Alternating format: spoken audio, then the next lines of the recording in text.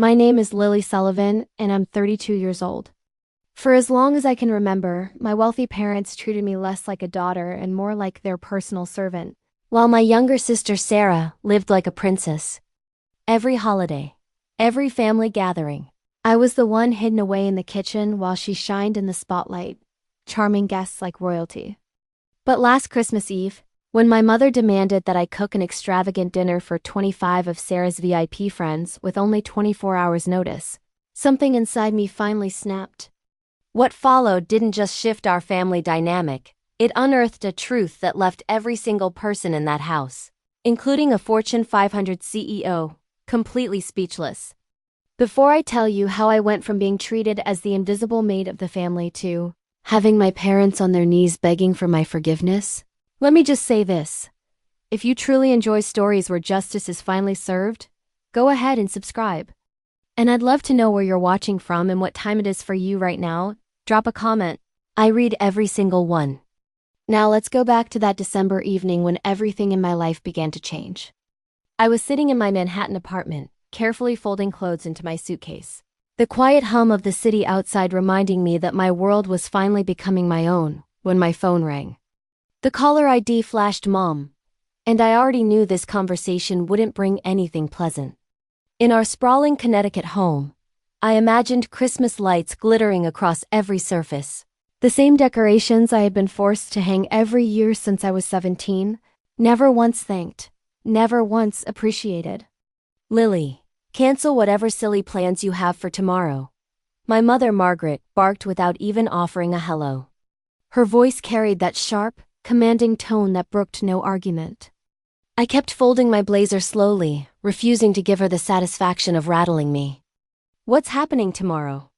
I asked evenly. Sarah's hosting her networking group for Christmas Eve dinner. Very important people, Lily. 25 guests, including executives from Pinnacle Corporation. She paused long enough for me to hear the smugness in her silence. You'll need to arrive by noon to start cooking. 7 main courses, 10 sides. The menu is already planned. My grip tightened around the phone. Of course, Sarah's so-called networking group. My sister, who worked in PR, never missed a chance to flaunt her connections, and our mother never missed a chance to exalt her.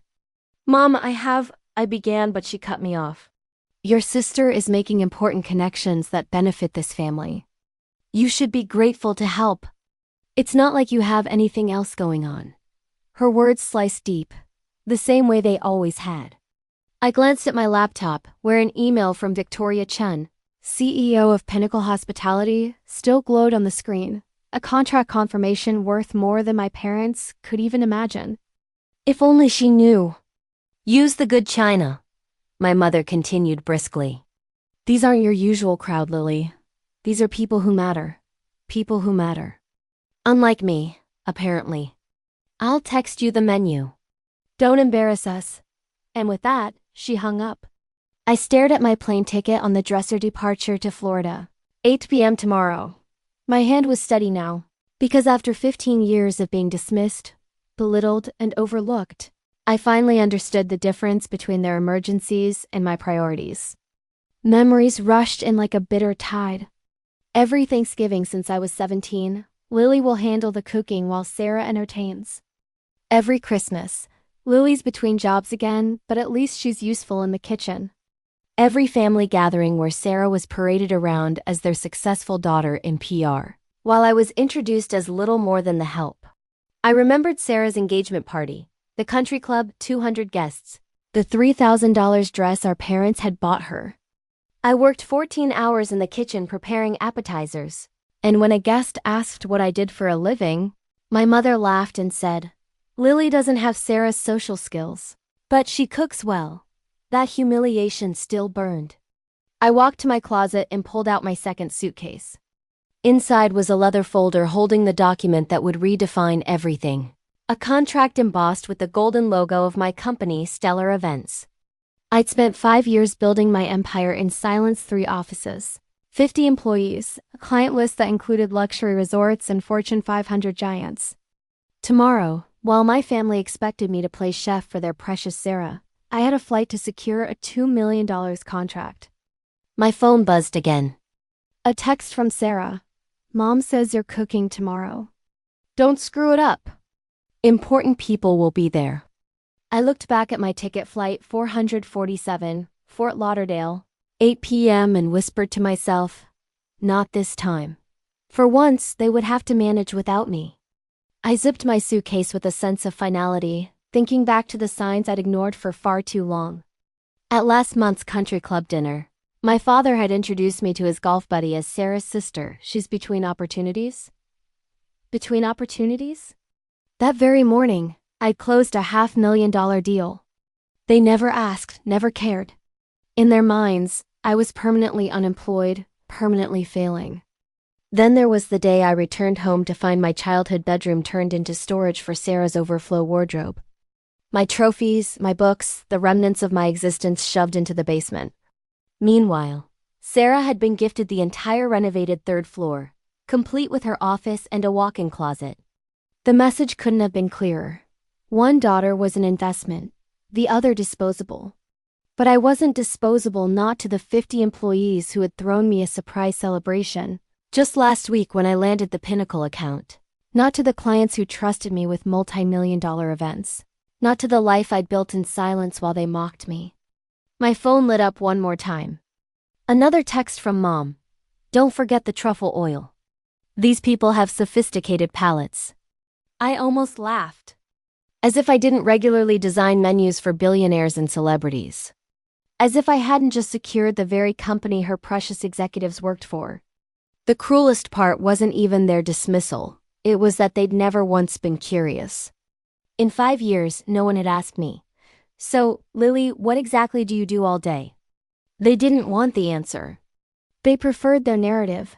Poor Lily, stuck in a tiny apartment, surviving on grandma's savings, at least she can cook.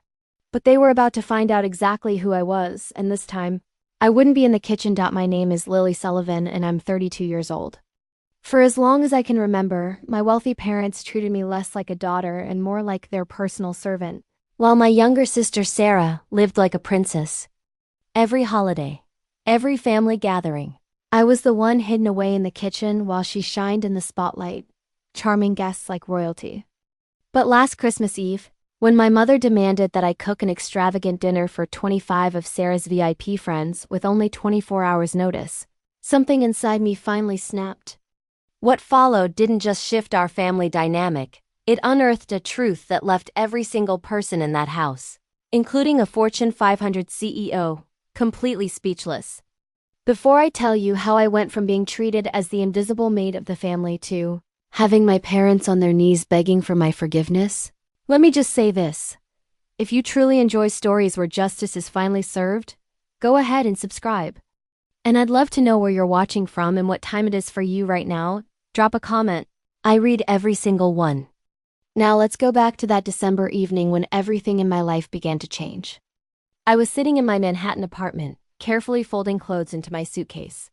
The quiet hum of the city outside reminding me that my world was finally becoming my own, when my phone rang. The caller ID flashed Mom, and I already knew this conversation wouldn't bring anything pleasant. In our sprawling Connecticut home, I imagined Christmas lights glittering across every surface. The same decorations I had been forced to hang every year since I was 17, never once thanked, never once appreciated. Lily, cancel whatever silly plans you have for tomorrow. My mother, Margaret, barked without even offering a hello. Her voice carried that sharp, commanding tone that brooked no argument. I kept folding my blazer slowly, refusing to give her the satisfaction of rattling me. What's happening tomorrow? I asked evenly. Sarah's hosting her networking group for Christmas Eve dinner. Very important people, Lily. 25 guests, including executives from Pinnacle Corporation. She paused long enough for me to hear the smugness in her silence. You'll need to arrive by noon to start cooking. 7 main courses, 10 sides. The menu is already planned. My grip tightened around the phone. Of course, Sarah's so-called networking group.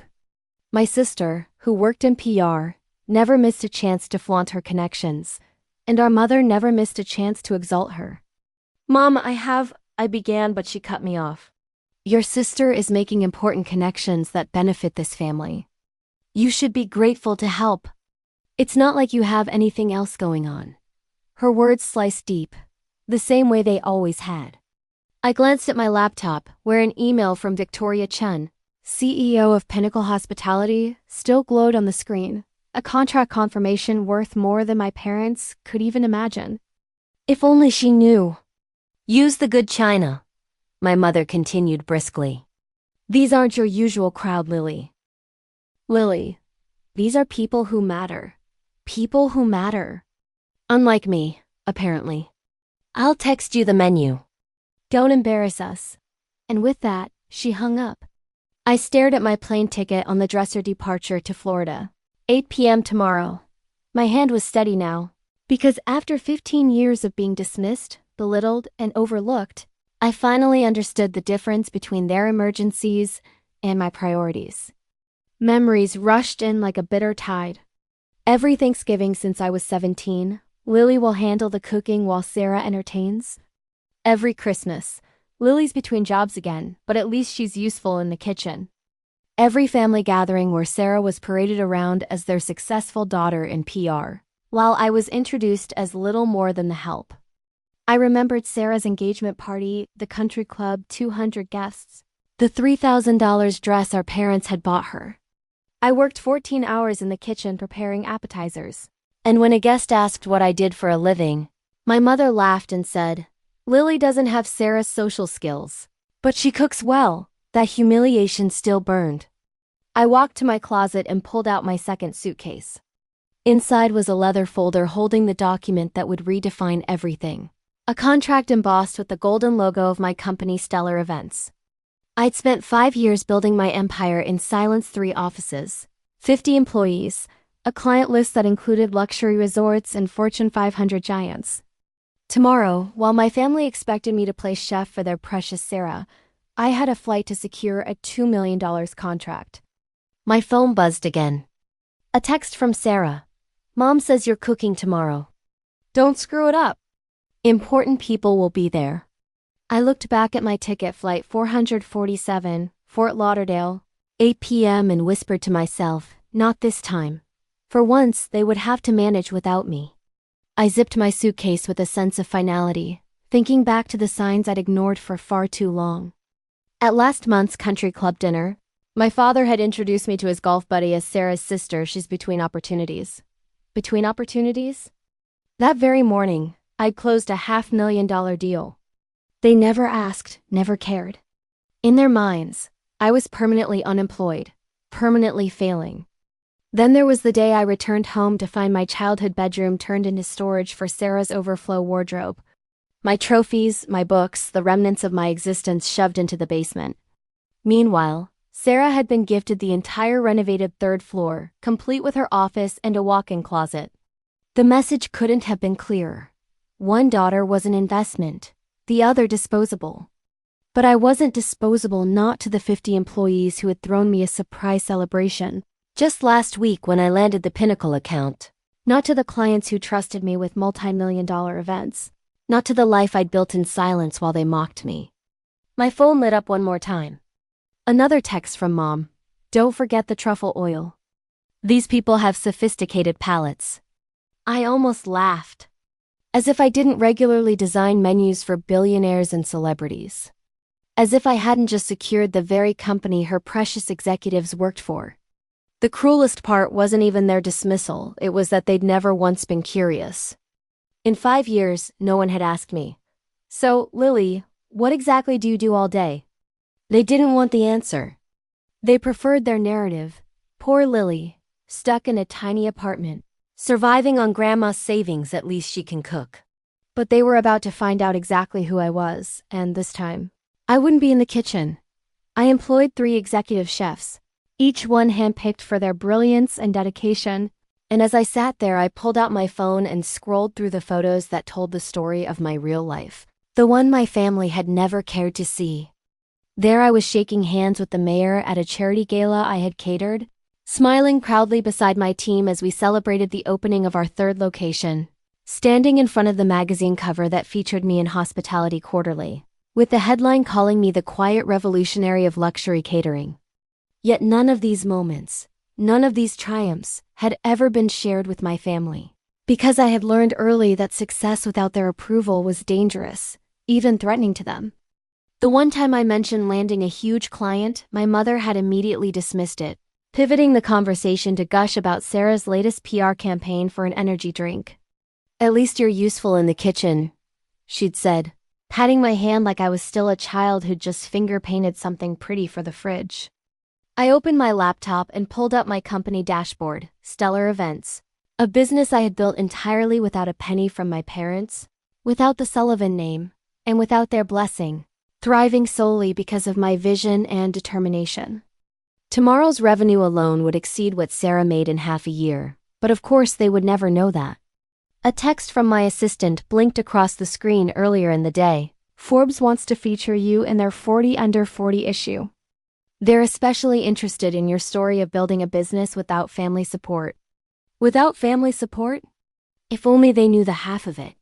My family hadn't just withheld support. They had actively erased me, willfully blind to my existence beyond what I could cook or clean. If you've ever felt invisible in your own family, if you've ever had your achievements brushed aside like they didn't matter, then you'll understand why I did what I did next. Drop a comment below if you've ever had to hide your accomplishments from people who were supposed to love you but instead treated you like you were nothing. I read every word, and knowing I'm not alone means everything. And if you're finding something valuable in this story, please subscribe. We're building a community of people who refuse to let others dim their light. But back to that night, because it was a single text message that shifted everything. My phone buzzed with a calendar reminder, and the reality hit me like cold water to the face. If I stayed silent, if I played the servant one more time tomorrow, I would lose everything I had worked for. The Pinnacle Hospitality contract wasn't just another deal. It was the deal. $2 million in exclusive catering rights to their 5 Florida resorts, a partnership that would put Stellar Events on the national map. The meeting was set for December 26th at 9 a.m., non-negotiable, and Victoria Chun, Pinnacle's sharp and legendary CEO, had been crystal clear. "I'm flying back to Singapore on the 27th, she had said. "Lily, if we don't finalize this in person, the board will go with our second choice." Their second choice, my fiercest competitor, circling like a vulture, waiting for me to stumble. But this wasn't just about money. 50 employees were depending on me.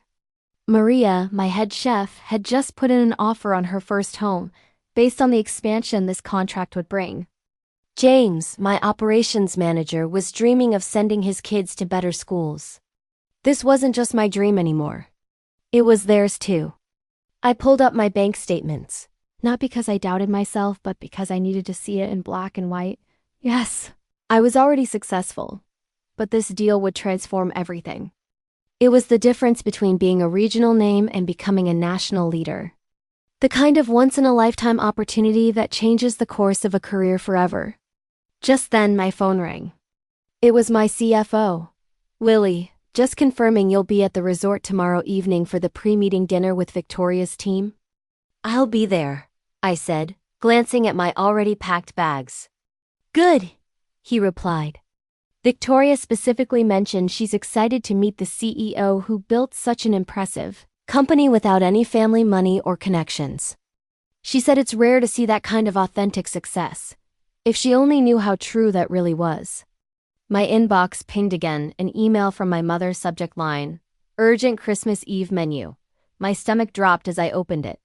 7 main courses, 10 sides, dietary restrictions for 5 guests, wine pairings, dessert selection. She had planned every detail down to the last garnish and which silverware to use.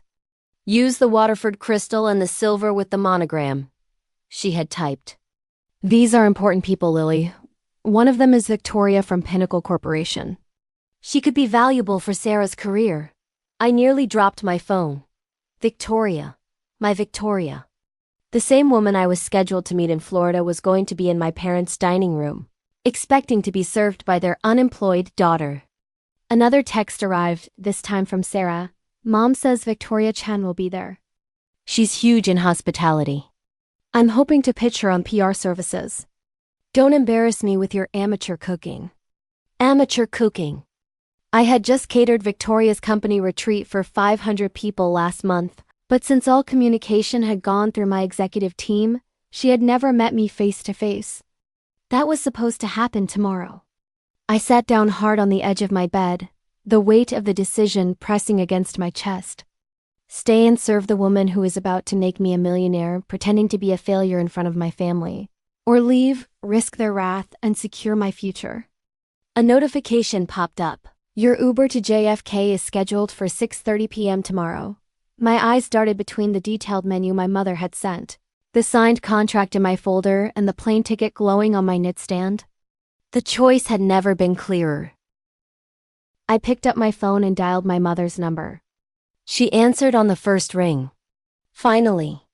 I was starting to worry you weren't taking this seriously. Mom, I can't do it, I said, my voice steady. Silence. Then her tone sharpened like a blade. What do you mean you can't? I have a business trip. I'm flying to Florida tonight.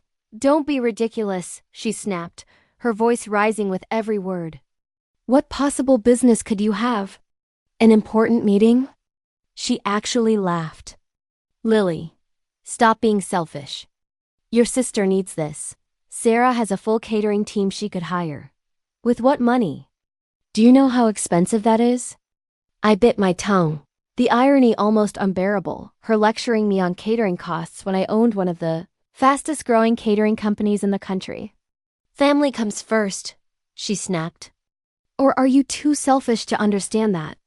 I understand perfectly, I said coldly. Family comes first when you need something from me. How dare you?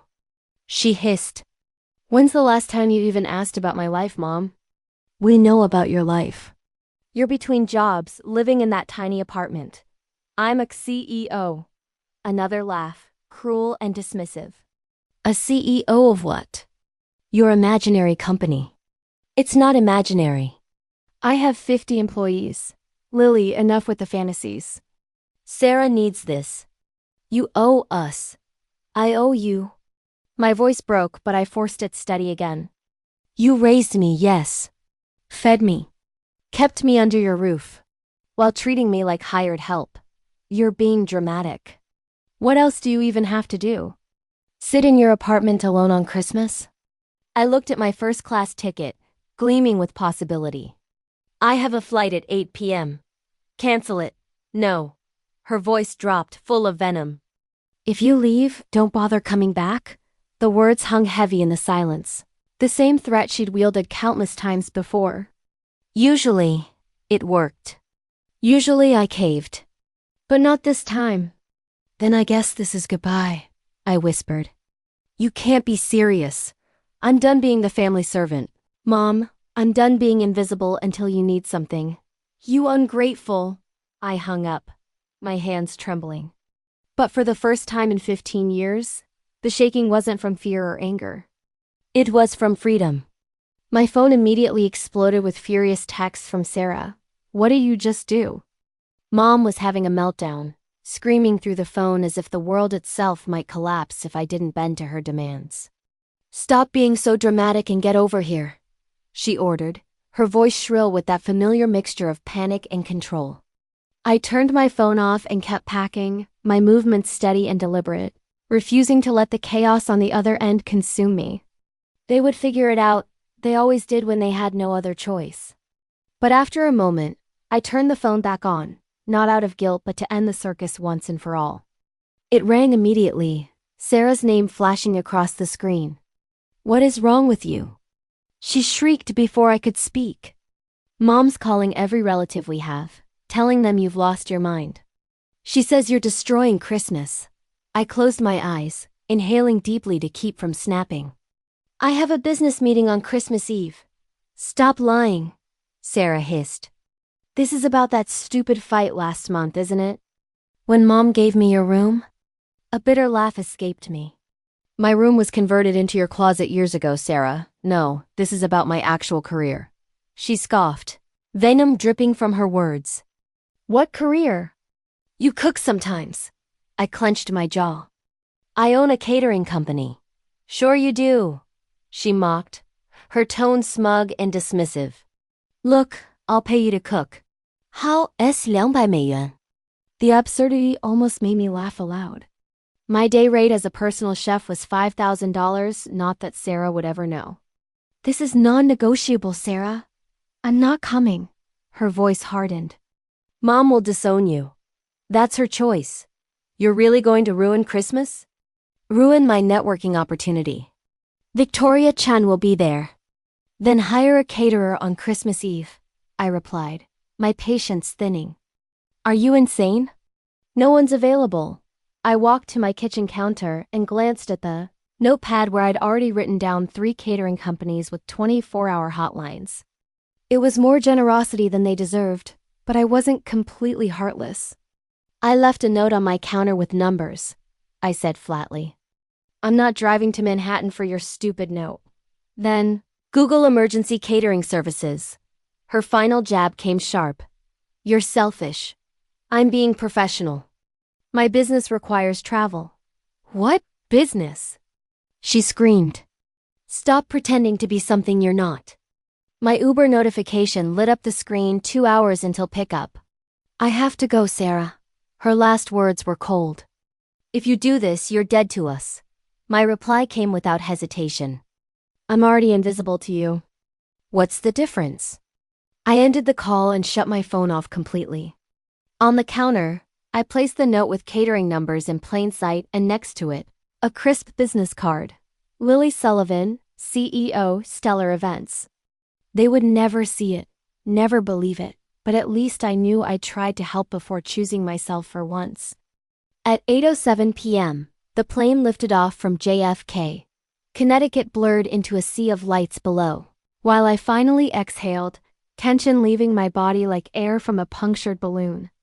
Somewhere beneath those lights, my mother was already rewriting the story of my absence, painting me as the ungrateful daughter who abandoned her family on Christmas. I opened my laptop, scanning the Pinnacle contract one more time.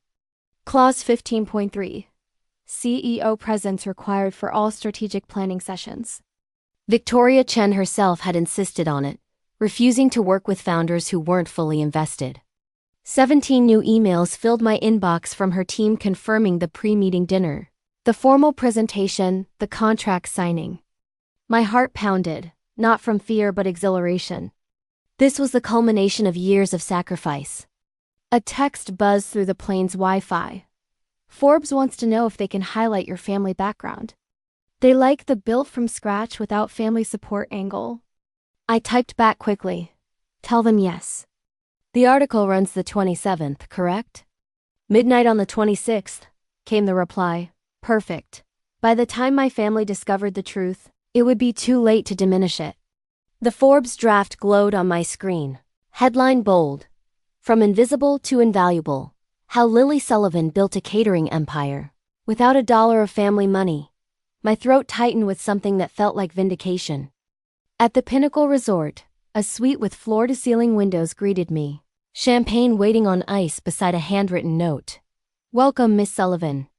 Looking forward to our partnership, Victoria Chen. 47 missed calls blinked on my phone. 18 from Sarah, 3 from my father. I deleted them all without listening.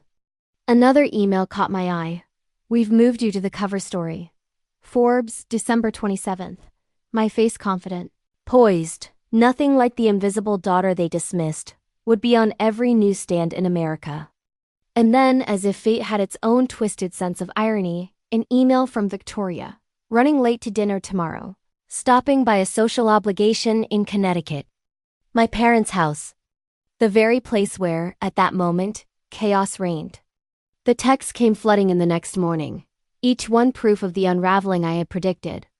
By 6 p.m. Christmas Eve, the kitchen sat empty, the fridge bare, 25 hungry guests moments from arrival. Sarah's panic grew in every line. Mom's losing it. She's calling every restaurant. Everything's closed. How could you do this? At 7 p.m., the guests arrived, investment bankers, PR execs, and Victoria Chen herself expecting an elaborate Christmas feast. At 7:23, another message. We're ordering pizza. Do you understand what you've done? By 7:47, the desperation peaked. Mom just told everyone you're unstable. She said you've always been the family disappointment. And by 9:33, the final text came, party's over. Everyone left early. I set my phone aside, staring out at the waves pounding the Florida shore. In 12 hours, I would sign the biggest deal of my career. In 36, I'd be on the cover of Forbes. Sometimes the sweetest revenge isn't loud or cruel, it's simply success they never saw coming. Victoria. Chun hadn't even stayed for dessert. And the first thing I saw when I picked up my phone was Sarah's text, "Mom says you're dead to her." I put the phone down without answering, ordered room service breakfast, and reminded myself that in just 3 hours I'd be sitting across from Victoria herself, sharing dinner and discussing the deal that could redefine my future. My mind wandered as I waited, restless with curiosity. Would she bring up the catastrophe at my parents' house?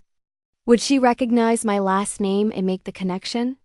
More than anything, I couldn't help but imagine my mother's face when she finally discovered the truth about the daughter she dismissed as a failure. By 7 p.m., the pre-dinner meeting at Pinnacle Resort was set to begin. I arrived early, dressed in my sharpest suit, every detail of my appearance carefully chosen to exude confidence and control. I was prepared for negotiations, for strategy, for the culmination of years of work, but not for the story Victoria Chen walked in carrying. Lily. She greeted me warmly, though there was fatigue in her eyes. I have to apologize for being late. I just came from the most bizarre Christmas Eve party in Connecticut. My pulse quickened, but I kept my expression calm, every reaction practiced in the mirror. "Oh, what happened?" I asked evenly. You won't believe this, she said, shaking her head. I was invited to what was supposed to be an elegant dinner party. The hostess, Margaret Sullivan's same last name as you. Funny coincidence, swore her daughter would prepare an elaborate meal. And yet when we arrived, the kitchen was empty, no food anywhere, and the woman was scrambling to order pizza. Pizza, for a room full of executives she'd been trying to impress for months. My lips pressed together in a polite, sympathetic smile. "That must have been awkward. It was worse than awkward," Victoria continued, lowering her voice as if reliving the absurdity. She spent the entire evening insulting her older daughter, calling her unreliable, mentally unstable, a disappointment. Apparently, that daughter was supposed to cook but just vanished. She pulled out her phone, showing me a picture snapped at the scene my mother, red-faced, hunched over a mahogany table cluttered with greasy pizza boxes. Sarah hovered nearby, trying desperately to keep things afloat. Even attempting to pitch PR services between slices of Papa John's and Domino's laid out on Waterford crystal. "Did you stay long?" I asked, keeping my tone light though my chest tightened. 20 minutes after the pizza arrived, I left. The hostess was so consumed with blaming her missing daughter that she forgot to host anyone. It was, without exaggeration, the most unprofessional evening I've ever attended. She even said her daughter was too stupid to hold a job, that she only cooked because she had nothing else. My fingers stayed steady as I set down my portfolio, forcing a cool detachment. That's terrible. I can't imagine speaking about family like that. Victoria sighed and opened her menu, dismissing the memory with a wave. Let's move to something more pleasant, your company. I've been looking forward to this conversation. What happened afterward unraveled everything. The next morning, December 26th, I stood in Pinnacle's sleek boardroom, confidence radiating as I prepared to present. My slides were flawless, the pitch airtight, the contract within reach, until Victoria's assistant walked in holding an iPad. "Ms. Chen, you need to see this." A photo from that Connecticut party is going viral on LinkedIn. Victoria glanced at the screen, her expression shifting from casual interest to confusion, then to outright shock. Slowly, she turned the device toward me. "Lily, this photo." From the Sullivan house in Connecticut, the image projected onto the conference screen. A Thanksgiving portrait from my parents' wall. Sarah front and center while I lingered in the background, almost invisible. "Is this you?" "Yes," I admitted quietly. "Sullivan." "Margaret Sullivan is your mother?" Yes. Silence fell over the room, heavy and absolute. Victoria's legal counsel set down his pen. Her executives exchanged startled glances. The woman who called you unstable, unreliable, unemployable. That was your mother. Yes. Victoria stood, paced to the window, then turned back, her voice sharp. You were supposed to cook that dinner, the one that collapsed into a pizza disaster. I met her gaze. I was, but I was here instead. I chose my business over being treated like a servant. She frowned and pulled something up on her phone. Your mother said you don't have a job, that you're a failure who only cooks. She doesn't know about stellar events. She never asked, I said simply. Victoria sat again, studying me with new intensity. So your family has no idea you run one of the most successful catering companies on the East Coast? None. They don't know about the 50 employees, the 3 locations, this $2 million contract we're about to sign. As far as they're concerned, I'm unemployed, living in a cramped studio. Her partner, James, interjected in disbelief. Wait, the woman serving pizza last night on fine china doesn't know her daughter. Could have catered the entire event with 5-star quality? She's never asked, I repeated. Victoria laughed then. Not politely, but fully. The kind of laugh that breaks tension with disbelief. Oh my God. She spent the whole night slandering her disappointment of a daughter. And that daughter is you, the CEO I've been pursuing for 2 years. She turned to her team. Gentlemen, I think this will be the most fascinating contract we've ever signed. Then, unable to resist, she opened Google, typed my name, and tilted her screen toward her colleagues. Look at this. The search results filled instantly. My hospitality quarterly feature. My James Beard nomination, a Wall Street Journal profile on women entrepreneurs. Victoria's eyebrows shot up. And your family knows none of this? Before I could respond, her assistant returned, more urgent this time. Miss Chun, you'll want to see this. Forbes just announced their 40 Under 40 cover story. The image appeared on the massive boardroom screen, my professional headshot, polished and powerful, beneath the headline. From invisible to invaluable, how Lily Sullivan built a catering empire. Without a dollar of family money. Victoria read the preview aloud, her voice echoing through the room. Sullivan, 32, built stellar events from a $5,000 investment into a multi-million-dollar enterprise, deliberately avoiding any family connections or support. I wanted to prove that success doesn't require a famous last name or family money, Sullivan states. She lowered the iPad slowly, her eyes locked on mine, her tone softened with awe. And this goes live tonight, at midnight. Your family still doesn't know. They will when everyone else does. James whistled under his breath, shaking his head. Your mother is going to see her unemployable daughter on the cover of Forbes. Victoria's assistant was scrolling through the article preview now, reading aloud with fascination. It says here you have a 6-month waiting list for events. Is that true? 8 months for peak season, I corrected. Victoria rose suddenly, her face unreadable, and announced she needed to make a phone call. She stepped outside, and through the glass wall we could see her pacing, speaking animatedly with sharp gestures that made it clear this was no casual conversation. 5 minutes later, she returned with a strange, almost triumphant smile. I just called Margaret Sullivan, she said. My stomach tightened instantly, dread rising like ice in my veins.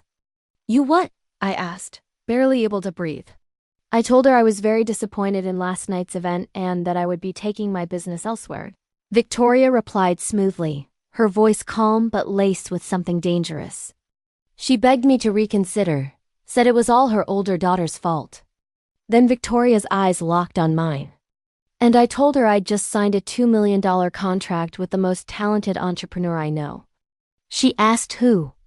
I said, your daughter, Lily Sullivan, CEO of Stellar Events. The room went so silent that I could hear my own heartbeat. Victoria described how the sound Margaret made was like the air being ripped from her lungs before she hung up. My phone, which I'd left on silent, lit up with 47 missed calls in under 3 minutes, all from my mother. Victoria extended her hand across the polished table. Miss Sullivan, Let's sign this contract. I believe we have a partnership to celebrate. With trembling fingers, I signed my name onto the $2 million agreement as my phone buzzed again with a text from my father. Your mother just fainted. What the hell is Stellar Events? champagne glasses clinked around me as the team toasted. Yet the constant vibration of my phone pulled at me until I excused myself to read the messages. Mom, answer your phone now. Sarah, is this some kind of joke? Dad, your mother is hysterical. Please call Sarah. And then, the cruelest one of all, Mom again. Lily, pretending to be successful just to humiliate us is too far. I walked back into the boardroom where the celebration was still in full swing. My family thinks I'm lying about being a CEO, I admitted. Victoria's eyes sparkled with something like mischief. Would you like me to send them something? Before I could object, she snapped a photo of me holding the signed contract alongside Pinnacle's executive team, champagne in hand. Her fingers flew across her phone screen, and with one confident tap she announced, I just posted it on LinkedIn. She tagged Stellar Events, Pinnacle Hospitality, and Margaret Sullivan of Connecticut. The caption read, "Thrilled to announce our 2-year partnership with Stellar Events and their brilliant CEO, Lily Sullivan. Her company's excellence in luxury catering will elevate Pinnacle's guest experience across all properties. Amazing to work with someone who built her empire from scratch." Within minutes, notifications exploded: likes, comments, congratulations from industry leaders I'd quietly worked with for years, testimonials from previous clients praising my company. Then my phone rang again. With Victoria's nod, I answered on speaker. Sarah's voice trembled. This can't be real. It's real, I said calmly. You've been a CEO this whole time. 5 years. Why didn't you tell us? Because you never asked. You all assumed I was a failure and treated me accordingly. Mom's having a breakdown, Sarah whispered. She's calling everyone trying to explain. Everyone saw Victoria's post. That's not my problem anymore. How can you be so cold? She demanded. I looked around at the room full of professionals who treated me with respect, not pity. I'm not cold, Sarah, I'm done. Done being invisible until you need a cook.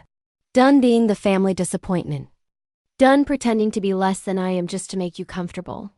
But we're family, she pleaded. Family doesn't treat each other like servants.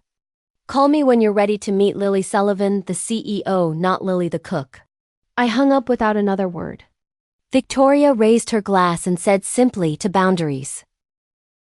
The team toasted with her, and for the first time in my life I felt truly seen. That evening, I finally returned my mother's calls. She picked up before the first ring finished, her voice breaking with sobs. How could you do this to us? Do what exactly? I asked. Humiliate us, she cried. Victoria Chen told everyone at the country club about your company. People are calling, asking why we didn't know our own daughter was successful. You never asked about my life, I reminded her. We asked, she insisted weakly. We knew you cooked sometimes. No, you assumed I was a failure. For 5 years you introduced me as unemployed. You never once asked about my work, my apartment, my life. You should have told us. I tried. 3 years ago, when I mentioned landing a big client, you immediately cut me off to gush about Sarah's PR campaign for an energy drink. You literally said, "That's nice, dear, but Sarah's work is really taking off." Silence pressed between us. I continued, steady now. I left catering numbers on my counter after hosting. You could have saved the party with them. But you don't have keys to my apartment because you've never asked to visit. You don't even know where I live. That's not true, she snapped, her voice rising. It is, Mom. I employ 50 people. I run 3 locations. I've been featured in multiple publications. I was nominated for a James Beard Award, and you thought I was unemployed because it was easier than actually seeing me. We're your family, she whispered desperately. My family needs a servant. My business needs a CEO. I chose my business. This is about spite. No, Mom. This is about self-respect. I built something extraordinary, And I did it without your money, your connections, or even your belief in me. What do you want from us? She asked, sounding suddenly small. Nothing. That's the point. For the first time in my life, I need absolutely nothing from you. Lily, she choked. The Forbes article comes out at midnight. You told them about us? I told them the truth. If that embarrasses you, maybe you should ask yourself why. I heard my father's voice faintly in the background, low and tentative. Margaret, maybe we should listen. I'm done listening, she snapped, before turning her venom back on me. You've destroyed this family. No, Mom, I finally built my own life. Call me when you're ready to be part of it as equals, not as master and servant. I hung up gently, feeling lighter than I had in years. The consequences came fast and brutal, but not for me. Within 48 hours of Victoria's LinkedIn post, my family's carefully crafted social facade began collapsing. The country club buzzed with gossip.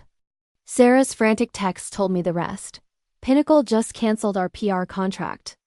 Victoria said they don't work with people who lack family values. That was $500,000 a year gone. Mom got removed from the charity board.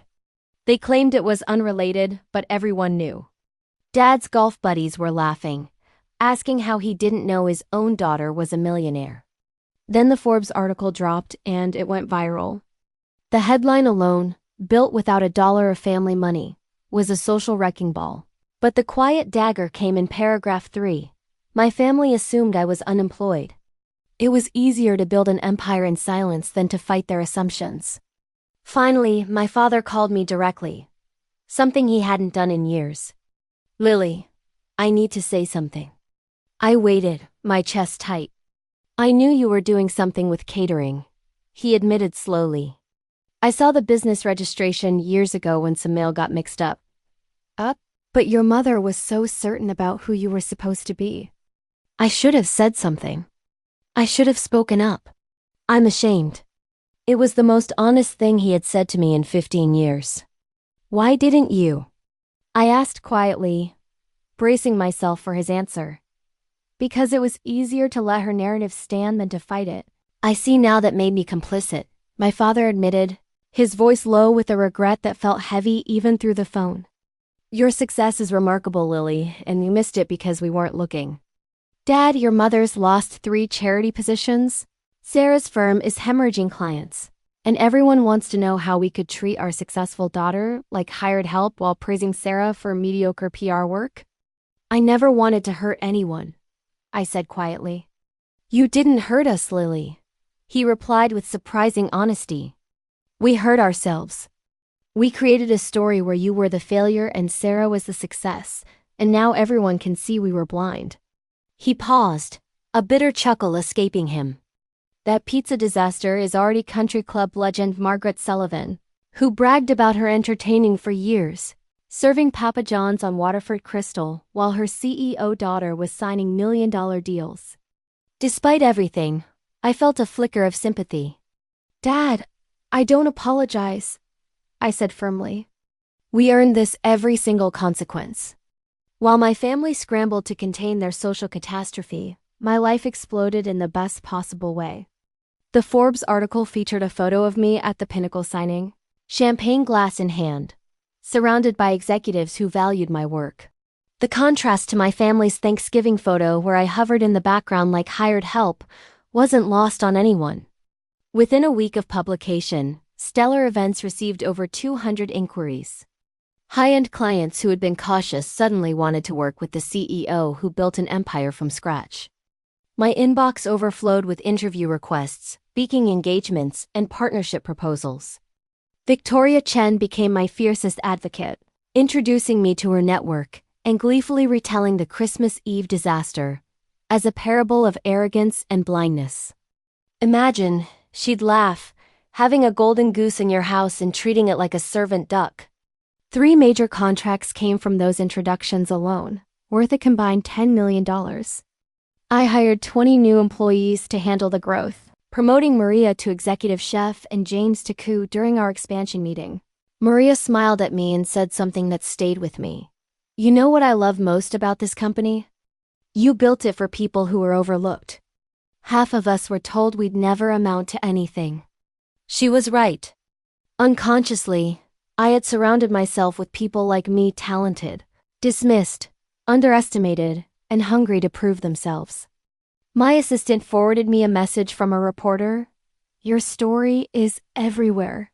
Food Network wants to discuss a documentary, working title, Invisible to Invaluable, the Lily Sullivan story. But the most profound moment came when I received an invitation to speak at Cornell's School of Hotel Administration, my dream school, the one my parents once said was too ambitious for me. The topic: building success without permission, creating your own path in hospitality. As I reviewed my notes, my phone buzzed with a text from my mother. We need to talk, please. I stared at it for a long moment before archiving it and returning to my plans. Success, I realized, was the best response to disrespect. Boundaries, though boundaries were the greatest gift I could ever give myself. 3 months later, I agreed to meet my family in Manhattan at a quiet restaurant, my territory. They looked different, smaller somehow, my mother without her imperious edge, Sarah without her smugness, and my father worn down, aged by years of denial. Before anyone spoke, I placed a single sheet of paper on the table. These are my terms. They leaned in, reading silently. 1. Equal respect or no contact. 2. No more servant treatment, ever. 3. Public acknowledgement of my success. 4. A genuine apology, not just words. 5. Therapy, family, and individual. This is non-negotiable, I said evenly. I'll be your daughter, not your servant. Your sister, not your staff. Those are my terms. My mother's eyes welled with tears. Lily, we've lost everything, my reputation, Sarah's clients. That's not my responsibility, Mom. We know, my father interrupted. We're not here to blame you. We're here to ask for a second chance. Sarah spoke then, voice soft but unflinchingly honest. I was jealous. You were always better at everything, but Mom made me feel special by making you feel small. I see now how sick that was. I go to therapy, she admitted, glancing down. The therapist says we created a family system where someone had to be the scapegoat so the rest of us could feel successful. You were assigned that role before you even had a chance to fight it. My mother reached across the table but stopped short of touching me. I'm sorry, she whispered. Not just for Christmas Eve, but for 15 years of blindness. I turned you into a servant because I couldn't bear the thought that you might surpass the life I'd planned for you. I met each of their eyes steadily. I'll consider it. But know this, I'm not coming back to the same family. If we rebuild, it's as equals. They nodded silently. And Mom, I added, you're paying full price if you ever want Stellar Events to cater anything. For the first time in months, she managed a weak smile. Fair. 6 months later, I hosted my first family dinner in my own apartment, the 2-bedroom condo overlooking Central Park that they'd never even known existed. My team catered the meal because I no longer cooked for family gatherings. That was a boundary I would never cross again. As my parents and Sarah sat at my dining table being served by employees who called me boss, the role reversal was clear to all of us. But this moment wasn't about revenge. It was about truth. I raised my glass of wine. I want to be clear about something. Success doesn't need permission. Self-worth doesn't require validation. And respect is non-negotiable. My mother nodded, therapy softening her edges, her public apology at the country club still fresh in everyone's minds. It hadn't restored her reputation, but it had begun to mend our relationship. Sarah's firm had pivoted, and with humility, she'd asked Stellar Events to consider her for our PR needs. I told her to submit a proposal like anyone else. She did, and it was good. We were considering it. My father, once silent, had become my most unexpected ally, now introducing me proudly as my daughter, the CEO, but the biggest change was in me. I no longer dimmed my light to keep others comfortable. Stellar Events had grown to 100 employees across 5 cities. The Food Network documentary had aired to critical acclaim, and every morning I stood before the mirror and reminded myself, I'm Lily Sullivan, CEO of stellar events, not the family servant. Never again. Your value never decreases just because someone else failed to see it. Remember that.